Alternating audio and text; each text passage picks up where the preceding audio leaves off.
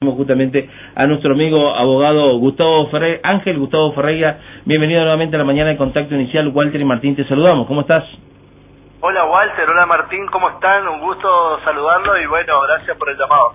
Bueno, gracias Gusti como siempre por estar atento a nuestra llamada y bueno, la notoriedad que tiene que ver con la nota que hemos pasado tuya en el bloque anterior, donde por primera vez en la historia obviamente de estos accidentes viales un motociclista le debe pagar los daños a un automovilista. Exactamente. Contanos por favor de ese fallo.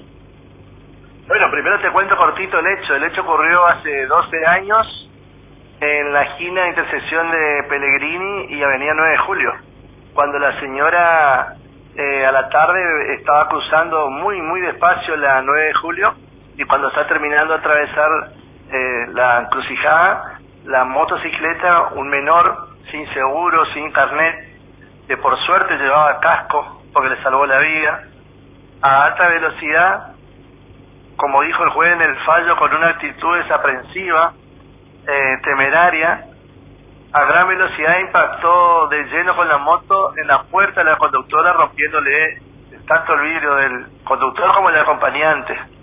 La conductora se desvaneció, el auto siguió andando, podía haberle chocado a alguien, a un peatón, una bici, y terminó dentro de un garaje que en ese momento existía en la José María Paz, al 20, donde empieza. Ese fue el derrotero del auto. Después de ahí se iniciaron las acciones penales. Previamente la señora, de una profesional muy conocida en el medio, llamó personalmente al padre del muchacho para ver cómo estaba y le pidió que se haga cargo de los daños que le había generado en su persona, en su vehículo, que era el único vehículo que ella tenía, un Renault Clio, como trabajadora y que no tenía para arreglarlo. Y el hombre, con una actitud desaprensiva, no le dio ni una respuesta ni solución.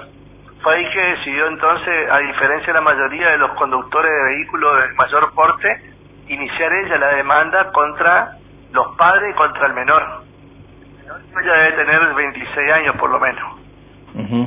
Y primero sufrió otro choque más, le decimos nosotros, porque en sede penal no estuvieron a la altura de las circunstancias y aprovechando un artículo del Código Procesal Penal que nadie nunca lo había usado, al menos lo que hacemos siempre, el tema de derecho de daño, de accidente, no lo habíamos visto.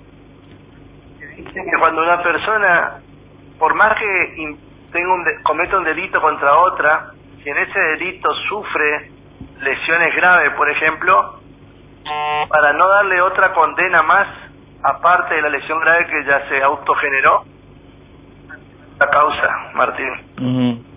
Correcto. Entonces, visto como venía la mano, ahí recién iniciamos nosotros, hace 9 años, el juicio civil, para que este señor padre, que le dio este arma, que es una moto, a su hijo, indemnice a esta ciudadana. Y bueno, gracias a Dios en el Civil 15 tuvimos buena acogida en la demanda, pasó mucho tiempo porque generalmente hoy ya Martín no tardan tanto los juicios de accidentes de tránsito, estamos en el estudio sacando sentencia en 2 años y medio de primera instancia, y en este caso sí, porque en vez de pagar los daños que generaron este joven con sus padres, prefirieron pagar a un abogado que siempre está en el tema de accidentes de tránsito para que nos dilate el juicio, ¿viste? Exactamente. Entonces llevó muchos años y bueno, la sentencia fue importante por bastante dinero, porque ella quedó con muchas secuelas, que inclusive tiene una fibromialgia en este momento que la tiene muy mal físicamente, muy deteriorada. Gustavo, te pregunto porque esto también es consulta, me imagino, de estas personas damnificadas hacia, obviamente, tu profesión, porque mucho siempre se especula, digamos, del dinero que está en base, obviamente, a cuánto sale reparar un vehículo y cuánto se puede arreglar entre manos, digamos, entre el damnificado y el responsable del accidente, para no ir precisamente a un juicio de estas magnitudes.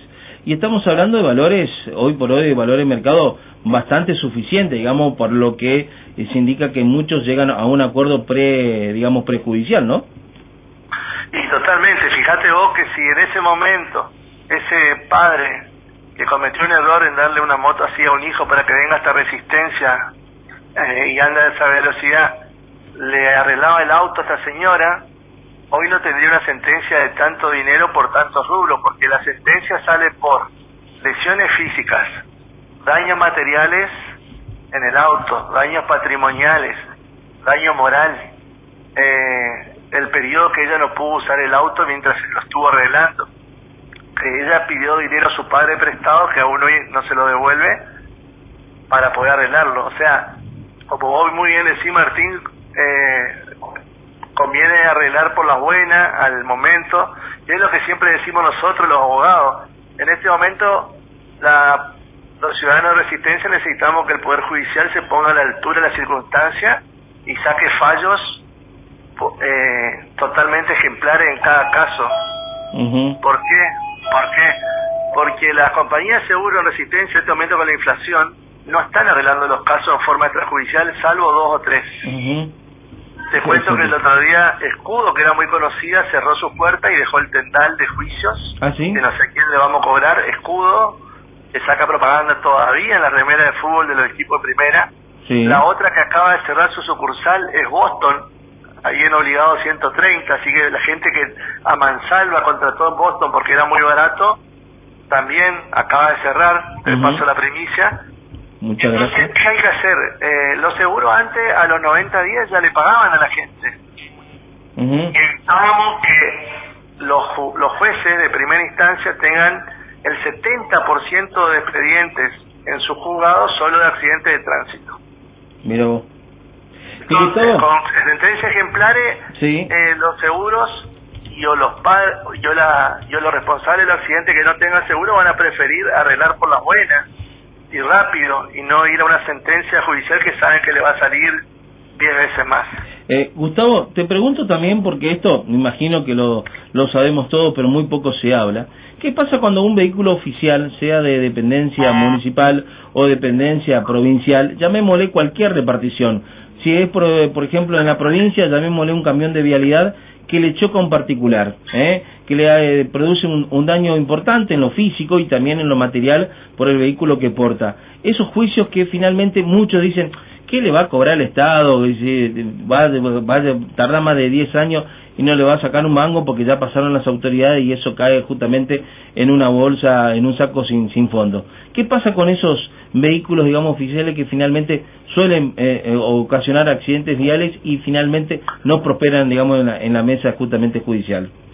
Bueno, te la respondo a la pregunta como abogado que me dedico hace 25 años al tema de accidentes de tránsito y me cabe ahora ser director del Instituto de Derecho de Daño, donde estamos nucleados 70 profesionales del derecho del Colegio de Abogados, y constantemente estamos intercambiando personalmente y por WhatsApp las novedades de los fallos y de las cuestiones como esta que vos también preguntás.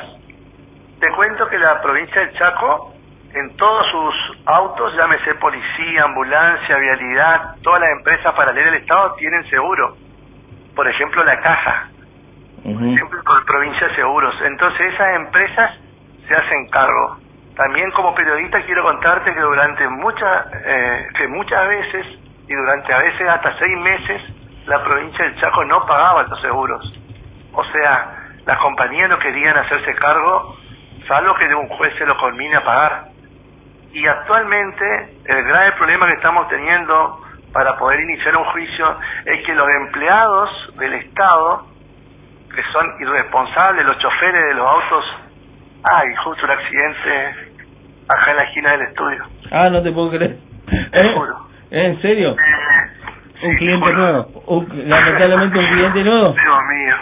No te puedo creer. Que te decía que los choferes de la provincia del Chaco, y eso los funcionarios tendrían que ver cómo lo solucionan urgente, no hacen la denuncia de los daños que provocan a los vecinos en los accidentes de tránsito, por el miedo a no ser perjudicados en su trabajo. Exacto. Entonces, las compañías de seguro, cuando vos le vas a reclamar el accidente, te dicen, no, yo no tengo denunciado ni un seguro, pero existió.